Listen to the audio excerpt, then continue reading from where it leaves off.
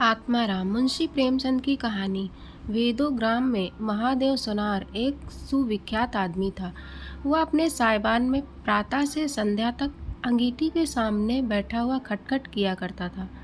यह लगातार ध्वनि सुनने के लोग इतने अभ्यस्त हो गए थे कि जब किसी कारण से वह बंद हो जाती तो जान पड़ता था कोई चीज गायब हो गई। वह नित्य प्रति एक बार प्रातःकाल अपने तोते का पिंजरा लिए कोई भजन गाता हुआ तालाब की ओर जाता था। उस धुंधले प्रकाश में उसका जर्जर शरीर, पोपला मुंह और झुकी हुई कमर देखकर किसी अपरिचित मनुष्य को उसके पिशाच होने का भ्रम हो सकता था। ज्यों ही लोगों के कानों में आवाज आती, सत्य गुरुदत्त शिवदत्त दाता, लोग समझ जाते कि भोर हो गई। महादेव का पारिवारिक जीवन सुखमय न था। उसके 3 पुत्र थे, 3 बहुएं थी, दर्जनों नाती पोते थे, लेकिन उसके बोझ को हल्का करने वाला कोई न था। लड़के कहते, जब तक दादा जीते हैं हम जीवन का आनंद भोग लें, फिर तो यह ढोल गले पड़ेगी ही। बेचारे महादेव को कभी कभी निराहार ही रहना पड़ता। भोजन के समय उसके घर में साम्यवाद का ऐसा गगन भेदी निर्घोष होता कि वह भूखा ही उठ जाता और नारियल का हुक्का पीता हुआ सो जाता। उसका व्यावसायिक जीवन और भी अशांतिकारक था। यद्यपि वह अपने काम में निपुण था, उसकी खटाई औरों से कहीं ज्यादा शुद्धिकारक और उसकी रासायनिक क्रियाएं कहीं ज्यादा कष्ट साध्य थी। तथापि उसे आए दिन शक्की और धैर्य शून्य प्राणियों के अपशब्द सुनने पड़ते थे, पर महादेव अविचलित गांभीर्य से सिर झुकाए सब कुछ सुना करता था।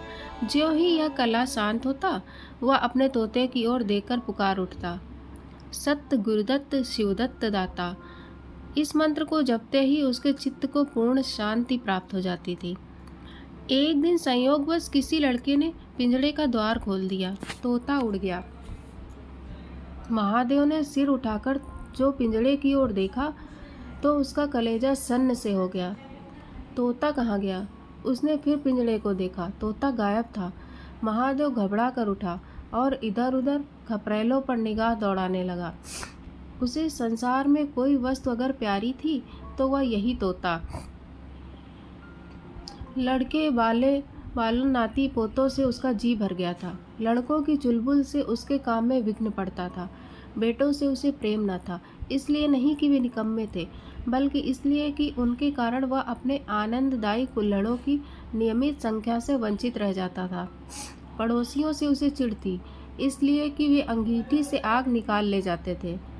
इन समस्त विघ्न बाधाओं से उसके लिए कोई पनाह थी तो वह यही तोता था। इससे उसे किसी प्रकार का कष्ट न होता था। वह अब उस अवस्था में था जब मनुष्य को शांति भोग के सिवा और कोई इच्छा नहीं रहती। तोता एक खपरेल पर बैठा था। महादेव ने पिंजरा उतार लिया और उसे दिखाकर कहने लगा, आ सत्य गुरुदत्त शिवदत्त दाता। लेकिन गांव और घर के लड़के एकत्र होकर चिल्लाने और तालियां बजाने लगे। ऊपर से कौवों ने काव काव की रट लगाई। तोता उड़ा और गांव से बाहर निकलकर एक पेड़ पर जा बैठा। महादेव खाली पिंजरा लिए उसके पीछे दौड़ा। लोगों को उसकी दुरत्गामिता पर अचंभा हो रहा था। मोह की इससे सुंदर, इससे सजीव, इससे भाव में कल्पना नहीं की जा सकती। दोपहर हो गई थी। किसान लोग खेतों से चले आ रहे थे। उन्हें विनोद का अच्छा अवसर मिला।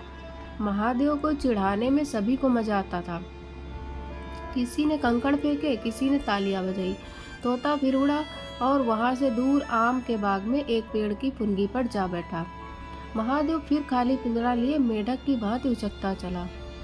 बाग में पहुंचा तो पैर के तलवों से आग निकल रही थी। सिर चक्कर खा रहा था। जब जरा सावधान हुआ तो फिर पिंजरा उठाकर कहने लगा, सत्य गुरुदत्त शिवदत्त दाता। तोता फुनगी से उतरकर नीचे की डाल पर आ बैठा, किंतु महादेव की ओर सशंक नेत्रों से ताक रहा था। महादेव ने समझा डर रहा है। वह पिंजरे को छोड़कर आप एक दूसरे पेड़ की आड़ में छिप गया। तोते ने चारों ओर गौर से देखा, निशशंक हो गया और उतरा और आकर पिंजरे के ऊपर बैठ गया। महादेव का हृदय उछलने लगा। सत्य गुरुदत्त शिवदत्त दाता का मंत्र जपता हुआ धीरे धीरे तोते के समीप आया और लपका कि तोते को पकड़ ले, किंतु तोता हाथ न आया। फिर पेड़ पर जा बैठा। शाम तक यही हाल रहा। तोता कभी इस डाल पर जाता, कभी उस डाल पर, कभी पिंजड़े पर आ बैठता, कभी पिंजड़े के द्वार पर बैठ अपने दाना पानी की प्यालियों को देखता और फिर उड़ जाता। बुढ़ा अगर मूर्तिमान मोह था तो तोता मूर्तिमयी माया। यहाँ तक कि शाम हो गई। माया और मोह का यह संग्राम अंधकार में विलीन हो गया। रात हो गई। चारों ओर निविड़ अंधकार छा गया। तोता न जाने पत्तों में कहाँ छिपा बैठा था। महादेव जानता था कि रात को तोता कहीं उड़कर नहीं जा सकता और न पिंजड़े ही में आ सकता है। फिर भी वह उस जगह से हिलने का नाम न लेता था। आज उसने दिन भर कुछ नहीं खाया। रात के भोजन का समय भी निकल गया। पानी की बूंद भी उसके कंठ में न गई। लेकिन उसे न भूख थी न प्यास। तोते के बिना उसे अपना जीवन निस्सार, शुष्क और सूना जान पड़ता था। वह दिन रात काम करता था इसलिए कि यह उसकी अंतः प्रेरणा थी। जीवन के और काम इसलिए करता था कि आदत थी। इन कामों में उसे अपनी सजीवता का लेश मात्र भी ज्ञान न होता था। तोता ही वह वस्तु था जो उसे चेतना की याद दिलाता था। उसका हाथ से जाना जीव का देह त्याग करना था। महादेव दिन भर का भूखा प्यासा, थका मांदा रह रहकर झपकियां ले लेता था, किंतु एक क्षण में फिर चौंक कर आंखें खोल देता और उस विस्तृत अंधकार में उसकी आवाज सुनाई देती, सत्य गुरुदत्त शिवदत्त दाता। आधी रात गुजर गई थी। सहसा वह कोई आहट पाकर चौंका। देखा एक दूसरे वृक्ष के नीचे एक धुंधला सा दीपक जल रहा है और कई आदमी बैठे हुए आपस में कुछ बातें कर रहे हैं। वे सब चिलम पी रहे थे। तंबाकू की महक ने उसे अधीर कर दिया। उच्च स्वर से बोला, सत्य गुरुदत्त शिवदत्त दाता, और उन आदमियों की ओर चिलम पीने चला गया। किंतु जिस प्रकार बंदूक की आवाज सुनते हिरन भाग जाते हैं, उसी प्रकार उसे आते देख सबके सब उठकर भागे। कोई इधर गया, कोई उधर। महादेव चिल्लाने लगा, ठहरो ठहरो। एकाएक उससे ध्यान आ गया, ये सब चोर है। वह जोर से चिल्ला उठा, चोर चोर, पकड़ो पकड़ो। चोरों ने पीछे फिर कर न देखा। महादेव दीपक के पास गया तो उसे एक कलसा रखा हुआ मिला जो मोर्चे से काला हो रहा था। महादेव का हृदय उछलने लगा। उसने कलसे में हाथ डाला तो मोहरें थी। उसने एक मोहर बाहर निकाली और दीपक के उजाले में देखा, हाँ मोहर थी। उसने तुरंत कलसा उठा लिया और दीपक बुझा दिया। पेड़ के नीचे छिपकर बैठ रहा। साह से चोर बन गया। उसे फिर शंका हुई, ऐसा न हो चोर लौट आवे और मुझे अकेला देकर मोहरें छीन ले। उसने कुछ मोहर कमर में बांधी।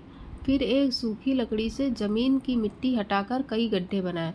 उन्हें मोहरों से भरकर मिट्टी से ढक दिया।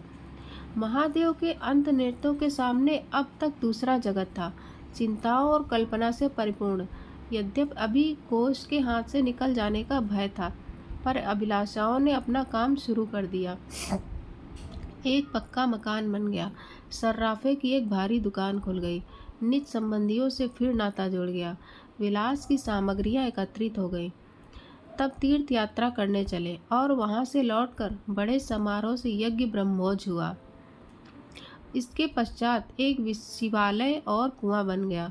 एक बाग भी लग गया और वह नित्य प्रति कथा पुराण सुनने लगा। साधु संतों का आदर सत्कार होने लगा। अकस्मात उसे ध्यान आया, कहीं चोर आ जाए तो मैं भागूंगा क्यों कर। उसने परीक्षा करने के लिए कलसा उठाया और 200 पग तक बेतहाशा भागा हुआ चला गया। जान पड़ता था उसके पैरों में पर लग गए हैं। चिंता शांत हो गई। इन्हीं कल्पनाओं में रात व्यतीत हो गई। उषा का आगमन हुआ। हवा जगी, चिड़िया गाने लगी। सहसा महादेव के कानों में आवाज आई, सत्य गुरुदत्त शिवदत्त दाता। राम के चरण में चित्त लागा। यह बोल सदैव महादेव की जिह्वा पर रहता था। दिन में सहस्त्रों ही बार ये शब्द उसके मुंह से निकलते थे, पर उनका धार्मिक भाव कभी भी उसके अंतःकरण को स्पर्श न कर सका। जैसे किसी बाजे से राग निकलता है, उसी प्रकार उसके मुंह से यह बोल निकलता था, निरर्थक और प्रभाव शून्य।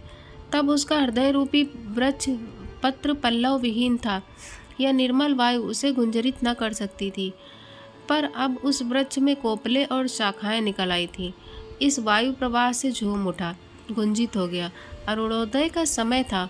प्रकृति एक अनुराग में प्रकाश में डूबी हुई थी। उसी समय तोता पैरों को जोड़े हुए ऊंची डाल से उतरा, जैसे आकाश से कोई तारा टूटे और आकर पिंजड़े में बैठ गया।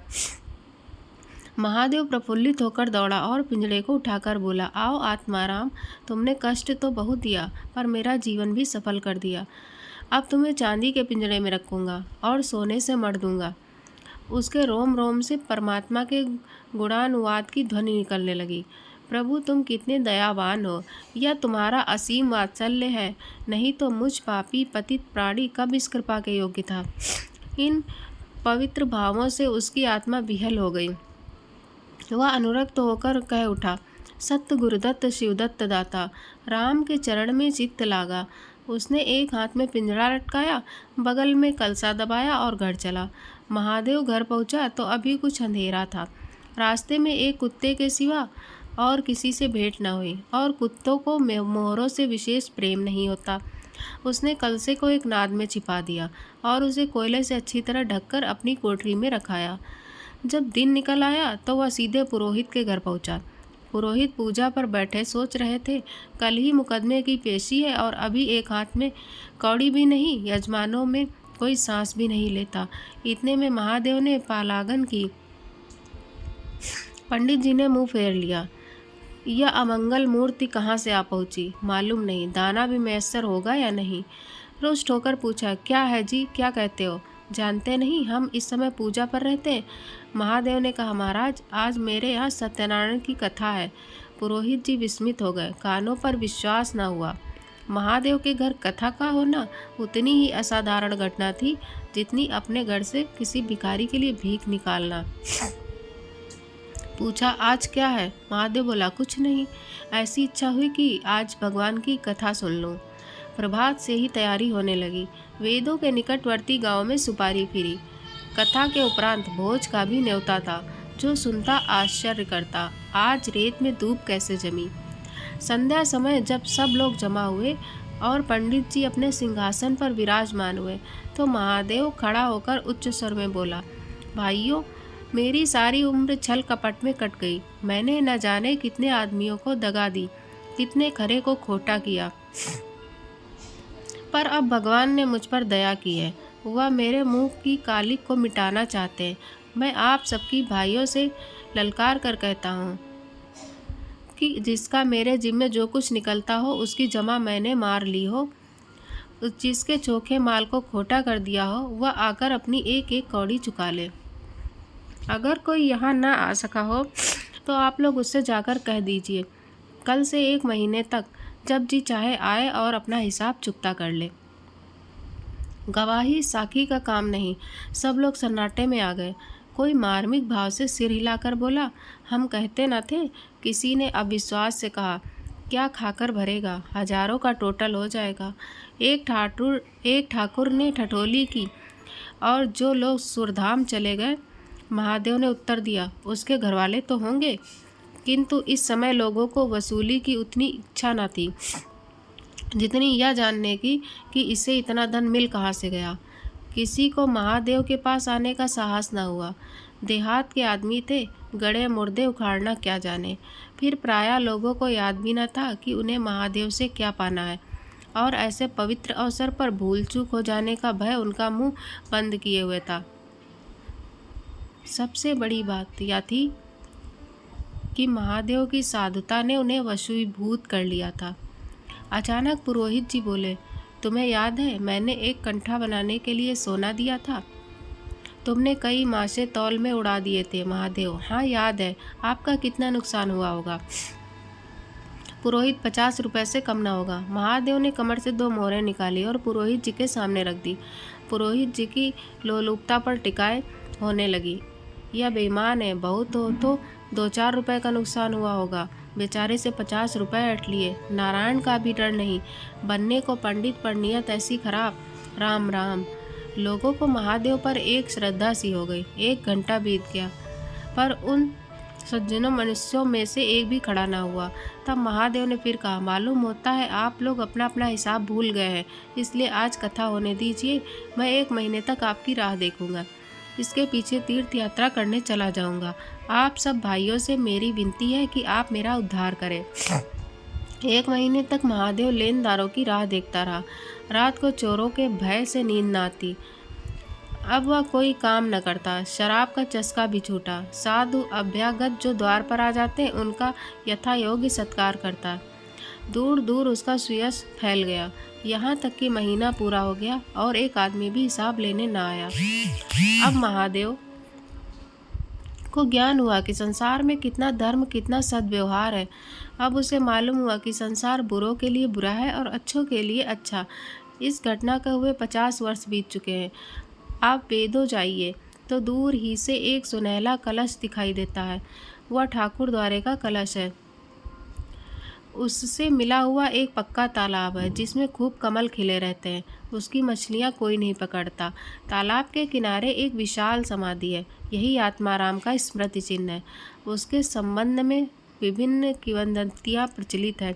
कोई कहता है वह रत्न जड़ित पिंजड़ा स्वर्ग को चला गया। कोई कहता वह सत्य गुरुदत्त कहता हुआ अंतर्धान हो गया। पर यथार्थ यह है कि उस पक्षी रूपी चंद्र को किसी बिल्ली रूपी राहु ने ग्रस लिया। लोग कहते हैं आधी रात को अभी तक तालाब के किनारे आवाज़ आती है, सत्य गुरुदत्त शिवदत्त दाता। राम के चरण में चित्त लागा। महादेव के विषय में भी उतनी ही जनश्रुतियाँ हैं। उनमें सबसे मान्य यह है कि आत्माराम के समाधिस्थ होने के बाद वह कई सन्यासियों के साथ हिमालय चला गया और वहाँ से लौट कर न आया। उसका नाम आत्माराम प्रसिद्ध हो गया। कृपया चैनल को सब्सक्राइब करना ना भूलें दोस्तों। जय हिंद।